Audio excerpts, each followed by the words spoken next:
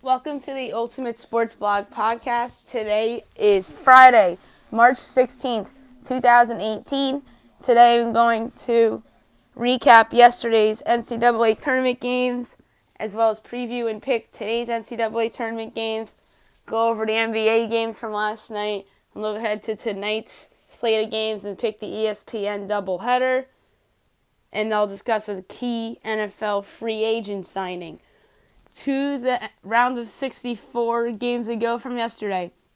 In what was a great game yesterday from the Midwest region, Rhode Island defeated Oklahoma 83-78 in overtime. 7-seeded Rhode Island moves on. Trae Young and number 10-seeded Oklahoma goes home. Like I said, absolute great game. E.C. Matthews hit the go-ahead three-pointer in overtime.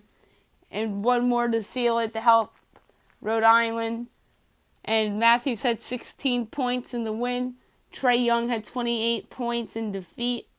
Trae Young actually had a decent game, I thought.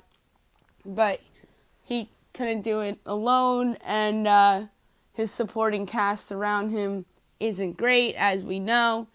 And the Rams move on to the next round. And I had Rhode Island on the podcast as well.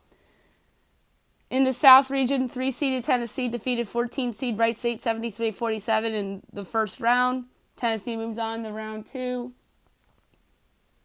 Lamonte Turner put up 19 in the win, and Loudon Love put up 12 in defeat.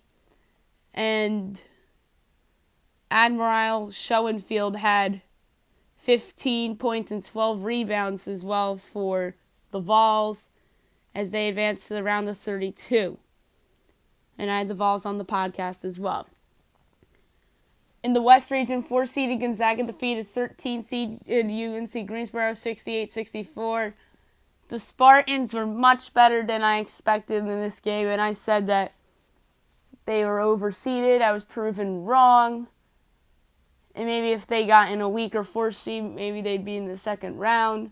But no, they ran into Gonzaga. Zach Norwell Jr. hit the go-ahead three-pointer with 20.8 seconds left to help Gonzaga escape that major scare. Jonathan Williams put up 19 in the win. Demetrius Troy put up 16 in defeat. And give the Spartans credit. They hung around in this game. They could have won. But the Zags are just a better team. And I had the Zags on the podcast as well. Midwest first round, 1-seeded Kansas defeated 16-seeded Penn 76-60. Penn hung around this game for a little while, and then Kansas pulled away late in the second half. Devontae Graham put up 29 in the win. A.J. Brodeur put up 14 in defeat. And give Penn credit for making this a game a little while. And now Kansas moves on to the round of 32. 2-seeded Duke defeated 15-seeded Iona 89-67 in the Midwest region. The Kansas game was also Midwest region. I had them on the podcast. I also had Duke on the podcast. And Duke really put it on them from start to finish. Marvin Bagley, 22 points. Roland Griffin, 21 in defeat. And the Blue Devils advanced to the round of 32. South region, number 11-seeded Loyola Chicago defeated 6-seeded Miami 64-62. This was arguably the best game of day one of the tournament. You can make a case for 3 of those games. And Dante Ingram hit the long three-pointer just before the buzzer to cap off the win for the Ramblers. Clayton Custer put up 14 in the win. Lonnie Walker put up 12 in defeat. And give Loyola credit, they came back from a deficit and they pulled this one out. Miami, I said that they were overseeded. This really didn't prove that because they could have and probably should have won this game. But they were missing Bruce Brown. And just give the Ramblers credit. They advanced to the round of 32 and they'll play the Tennessee Volunteers. West region, 5-seeded Ohio State defeated 12-seeded South Dakota State 81-73. And what was another great game. I had Ohio State on the podcast. I also had Loyola Chicago on the podcast. Kayeda Bates Diop put up 24 in the win. Mike Don put up 27 in defeat. This was a tie game. with less than 2 minutes to go. Cam Williams broke the tie with a 4-point play. And then Williams was also fouled on another 3-point attempt after that. South Dakota State could have won this game if not for those fouls on the 3-pointers. But it is what it is. The Buckeyes advanced to round of 32. They'll play the Gonzaga Bulldogs. Number 8 seeded Seton Hall defeated NC State, the 9th seed, 94-83 in the Midwest first round. I had NC State on the podcast. I was wrong. This is my first incorrect pick of the tournament. Kadeen Carrington put up 26 in the win. Desi Rodriguez had 20 in the win. Alaric Freeman put up 36 in defeat. NC State had their chances. They hung around in this game. But ultimately, the Pirates pulled away from the Wolfpack, and the Pirates are on to the round of 32. And as I mentioned before, I was incorrect with this pick, as the Pirates advanced to play the Kansas Jayhawks in the round of 32. Number 1 seeded Villanova destroyed number 16 seeded Radford 87-61 in the East Region first round. Villanova looked like Villanova. Jalen Brunson put up 16 in the win. Donald Hicks put up 13 in defeat. And I had Villanova on the podcast. South Region first round, 5 seeded Kentucky defeated 12 seeded Davidson 78-73. And this was a great game as well. Kevin Knox put up 25 in the win. John Axel Gudmundsson put up 21 in defeat. Fun fact about this game, Kentucky did not make a 3-pointer in this game and somehow won. That's just incredible. Says a lot about their talent. And like I said before, the Davidson Wildcats could have won this game. But they didn't, and give the Wildcats of Kentucky credit as they'll advance to the round of 32. And I had Kentucky on the podcast. 3-seeded Texas Tech defeated 14-seeded Stephen F. Austin 70-60 in the East Region first round. This was another great game. Stephen F. Austin could have won this game. Keaton Evans put up 23 in the win. Avon Canete put up 17 in defeat. The Red Raiders surged late to break this one open. So as I mentioned before, their Jackrabbits could have won this game. So give the Red Raiders credit for pulling away late. And the Red Raiders advanced to the round of 32. And I had the Red Raiders on the podcast. 6-seeded Houston defeated 11-seeded San Diego State 67-65 in the men's region first round. This was arguably the best game of the day. Oh my God, you could have made a case for 4 games for this. Rob Gray drove for the windmilling layup that just trickled over the rim with 1.1 seconds left. And Trey Kill of San Diego State's off-balance 3-pointer at the buzzer was no good. And that settled it for Houston. Gray of Houston, as I mentioned before, 39 points in the win. He's an outstanding player. Jalen McDaniels put up 18 in defeat. And the Cougars move on to the second round. And should be a fun matchup for them. In a couple seconds, I'll look ahead to the Saturday matchups. I'm not going to pick them yet. I'll pick them, the Saturday matchups, on Saturday morning's podcast. Number 9 seeded Alabama defeated 8 seeded Virginia Tech 86-83 in the East Region first round. I had Alabama on the podcast. Colin Sexton put up 25 points and 6 assists in the win. Justin Robinson put up 19 in defeat. And most people had Virginia Tech in this game. I took Alabama because of Sexton. And they won. And credit to Avery Johnson. They'll play Villanova in the round of 32. And that should be an interesting game. And what is the most shocking result of the tournament so far? Number 13 seeded Buffalo defeated number 4 seed Arizona 89-68 in the South Region first round. So it wasn't just an upset. It was a beatdown in the first round. Wes Clark and Jeremy Harris led the way. Clark had 25 points. Harris had 23 points. Dusan Ristic of Arizona put up 16 in defeat. And now the questions lurk about Sean Miller's future. And they have no committed guys for next year. There's a chance that the Wildcats aren't in the tournament next year. Sean Miller's probably not going to be their coach. I'm fascinated to see what happens with the Arizona Wildcats. Meanwhile, Buffalo advances to the second round, and they have a fascinating matchup with the Kentucky Wildcats. And I had Arizona on the podcast. I was obviously wrong.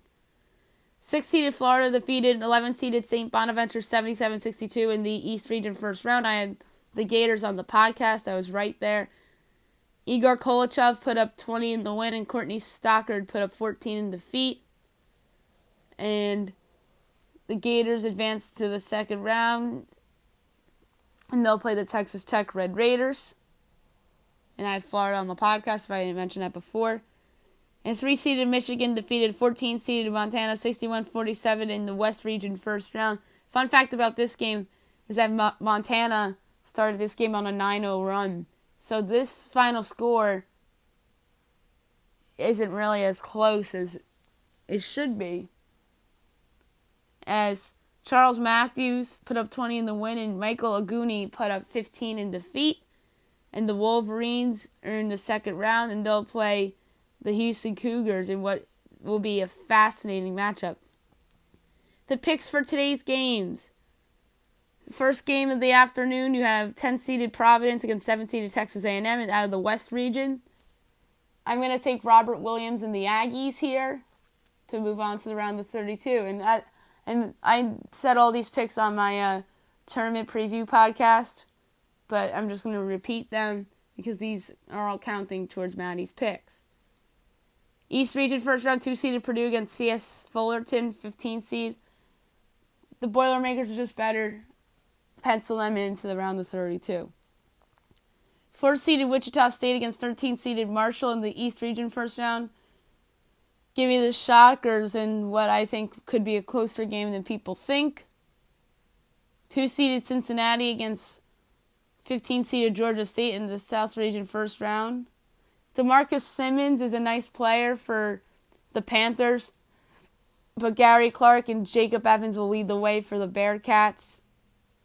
And the Bearcats will advance to around the 32. I won't be that shocked if this is a closer game than expected because of Simmons. But I really think the Bearcats are so good defensively. 2-seeded North Carolina against 15-seeded Lipscomb. West region first round. I like Carolina here, although I won't be shocked if Lipscomb hangs around for a little while because they can shoot the 3-ball well. But Carolina just has more talented players. That's all. 7-seeded Arkansas against 10-seeded Butler in the East region first round. Butler is a big game team. Give me Butler to advance. 5-seeded West Virginia against 12-seeded Murray State in the East region first round. I think this is a closer game than people think. Give me the Mountaineers, led by Javon Carter and Sagaba Kanate. Kanate is arguably the best rim protector in the country, and Carter is the best two-way guard in the country. 7-seeded Nevada Wolfpack against 10-seeded Texas Longhorns in the South region first round. I think Nevada's overseeded, and they probably should have been an 11 seed or maybe even out of the tournament because they lost their tournament semifinal. And give me the Longhorns led by Mo Bamba to advance to the round of 32. 8-seeded Creighton against 9-seeded Kansas State in the South region first round. This is a fascinating game, the Marcus Foster revenge game. Marcus Foster was originally at Kansas State, then he went to Creighton, so that's the funny storyline there. But I like Kansas State to move on to the round of 32, led by their underrated defense. 3-seeded Michigan State against 14-seeded Bucknell, Midwest region first round. Give me the Spartans to move on to the second round. 1-seeded Xavier against 16-seeded Texas Southern, West region first round. The X is just better, so give me Xavier. 4-seeded Auburn against 13-seeded Charleston, Midwest region first round. Don't be shocked if this is a close game. Even though the Tigers are missing Fernie McElmore, I think they'll pull this one out in a close game. So give me the Auburn Tigers to advance to the round of 32. 1-seeded Virginia against 16-seeded UMBC, South region first round. The Cavs lost DeAndre Hunter due to a broken wrist, but that's not going to stop them here. So give me the Cavs to advance to the round of 32. 6-seeded TCU against 11-seeded Syracuse, Midwest Region first round. I didn't think Syracuse belonged in the tournament, and then they pulled out the win against Arizona State on Wednesday night. And you know what? Led by Tyus Battle, I'm taking the orange here again. There's just something about Syracuse when they're doubted by everybody, as we saw 2 years ago, as we saw Wednesday night. I actually have a funny feeling about the orange, and I think they'll advance to the round of 32. And this is probably one of Jim Boeheim's best coaching jobs. So give me the orange to advance to the round of 32. 8-seeded Missouri against 9-seeded Florida State, West Region first round. Give me the Missouri Tigers. They're the better team, led by Michael Porter Jr. and Carius Robertson. So, and I won't be surprised if Florida State wins this game, considering that Florida State's favored. And I'd like the Tigers to advance to the second round. Last but not least, 5-seeded Clemson against 12-seeded New Mexico State, Midwest Region first round. Clemson is missing their best player in Dante Grantham. So give me the 12-seeded New Mexico State Aggies to advance to the round of 32, led by Jeremiah Jones and Zach Lofton. So give me the Aggies to pull off an upset. NBA last night, a couple interesting results I want to get with you guys. The Raptors defeated the Pacers 106-99. Big win for the Raptors. They had to come from behind. DeMar DeRozan put up 24 points in the win. Darren Collison put up 22 in defeat. The Pacers dropped to 40-29. The Raptors improved to 51-17. And Indiana is one of the more puzzling teams to me. They've won some big games and they've lost some weird games. I'm fascinated to see what happens to them in the playoffs. The Hornets defeated the Hawks 129-117. The Hornets are now 30-39. Atlanta drops to 20-49. Dwight Howard put up 33 in the win. Taurean Prince put up 22 in defeat. I think Prince is a keeper for the Hawks. I'm going to do an NBA mock draft podcast next week, my first one. And I'm going to be interested to see who I end up picking for the Hawks in my first mock draft, as well as the Hornets. The Rockets defeated the Clippers 101-96. Big win for the Rockets as they improved to 54-14. The Clippers dropped to 37-30. James Harden put up 24 in the win. Tobias Harris put up 29 in defeat. Harris has been a great addition for the Clippers and a nice return for Blake Griffin, as well as Avery Bradley, who's out for the year, and Boran Bogdanovic, who's a nice player as well. And they also got a pick in that deal too, which might be top 10 in the lottery, considering how the Pistons have fallen apart. The 76ers defeated the Knicks by a score of 118-110. The Sixers had to come from behind in this game, and give them credit. Ben Simmons with the triple-double. And Joel Embiid had 29 points and 10 rebounds. Michael Beasley put up 24 in defeat for the Knicks, as Philly improves to 37-30. New York drops to 24-45. And give the Knicks credit. They were competitive in this game. And I personally, if you're a tanking team, I don't mind the team being competitive, but just don't get blown out every night. So give the Knicks credit for being competitive. But yeah, the Knicks have a trend of being competitive at home since they lost Porzingis, other than that Dallas game where they fell apart in the third quarter. Other than that game, in some of their home games, they've been pretty competitive in. They were competitive against Boston a couple weeks ago at home, too. And they have a game on Monday night against the Bulls, which is interesting because both of those teams are tanking. And I think the the Bulls leapfrogged the Knicks in the Eastern Conference standings, which means that the Knicks are ahead in the tank leader because the Bulls beat the Grizzlies last night by a score of 111-110. Zach LaVine put up 20 in the win. Tyreek Evans put up 25 in defeat. Chicago's 24-44. Memphis is 18-50. And the Grizzlies have lost 19 straight games. That's pathetic. And I mean pathetic. And talk about tanking competitively, the Grizzlies are doing that too. And so are the Bulls, actually, when they're playing against better competition. Although they blew a big lead against Philly a couple months ago, or it was a couple weeks ago already. I don't remember. But I remember they blew that big lead. They were competitive in that game. A big-time win for the San Antonio Spurs, 98-93 over the Pelicans. They improved to 39-30. They're back in the playoff picture. The Pelicans dropped to 39-29. I can't fault the Pelicans for this loss because the Spurs needed it more. LaMarcus Aldridge back from injury, 25 in the win. Jrue Holiday put up 24 in defeat. DeJounte Murray had a double-double with 18 points and 12 rebounds. And the Spurs came back to defeat the Pelicans. So great win for the San Antonio Spurs. The Nuggets defeated the Pistons 120-113. Denver's now 38-31. Detroit's now 30-38. Nikola Jokic put up a triple-double with 23 points, 12 rebounds, and 10 assists. Jamal Murray also had 26 in the win. Blake Griffin had 26 in defeat. And this was a big win for the Denver Nuggets. The Utah Jazz crushed the Phoenix Suns 116-88. I think the Suns are arguably the worst team in the league. It's either them or the Grizzlies or even the Mavericks. And the other argument is the Hawks. And even the Knicks without Porzingis, you can make a case too, but the Knicks are much more competitive than I thought without Porzingis. They've been blown out on occasion.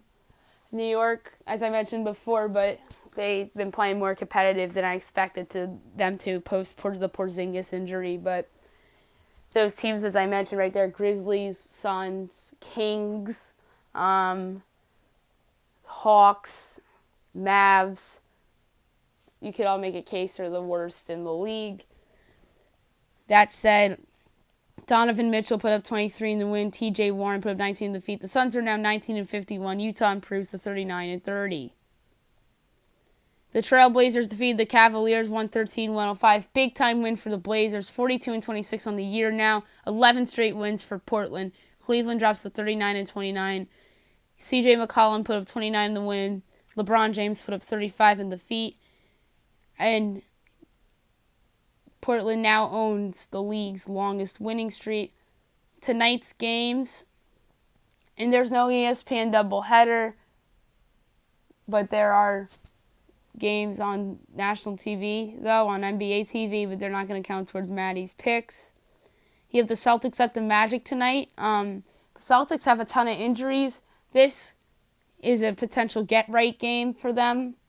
Oh, another argument for worst team in the league is the Orlando Magic. But, the Boston Celtics need to take care of the tanking team, and I think they probably will. The Nets at the Philadelphia 76ers. How did the Sixers respond with that come-from-behind win against the Knicks? No letdown against the Nets, please, Sixers. Mavericks at the Raptors. The Raptors need to take care of the tanking team. Clippers at the Thunder's a big game. We'll see how that one plays out. It's very fascinating with the Thunder with their up and down play all season long, and this rejuvenated Clippers team post the Blake Griffin trade. And then you have the Kings at the Warriors. The Warriors should win this one big despite all their injuries. And then Heat at the Lakers is an interesting game too. The Heat have lost 9 in a row on the road, and the Lakers have been playing really well lately. So that's an interesting game. Quick look at the standings real quick. Toronto's first, Boston second, Indiana third, Cleveland fourth, Washington fifth, Philadelphia sixth, Milwaukee 7, Miami 8, Detroit 9, Charlotte 10, Chicago 11, New York 12, Brooklyn 13, Orlando 14, Atlanta 15. West, Houston 1, Golden State 2, Portland 3, Oklahoma City 4, Minnesota 5, New Orleans 6, Utah 7, San Antonio 8, Clippers 9, Denver 10, Lakers 11, Dallas 12, Sacramento 13, Phoenix 14, Memphis 15. That's a look at the standings right now. The Spurs, if the season were to end today, are the 8th seed. Because yesterday, even funnier that they were the 10th seed if the season ended today, but now they move up to 8. Quickly, one major NFL free agency move. Jordy Nelson signs with the Oakland Raiders. 2 years, $15 million. I think it's a great signing for the Raiders. I think he's an upgrade over Michael Crabtree personally. So great signing for them. And one last thing, big coaching hire. 2 nice coaching hires in the SEC in college basketball. Ole Miss has hired Middle Tennessee's Kermit Davis. I think that's an excellent hire. As well as Georgia hiring away Tom Crean from ESPN, who was previously Indiana's coach. And those are 2 excellent hires, and I think both of those hires will work out. All right, I'll be back tomorrow with my predictions for Saturday's games. So I hope you guys have a nice day, everybody.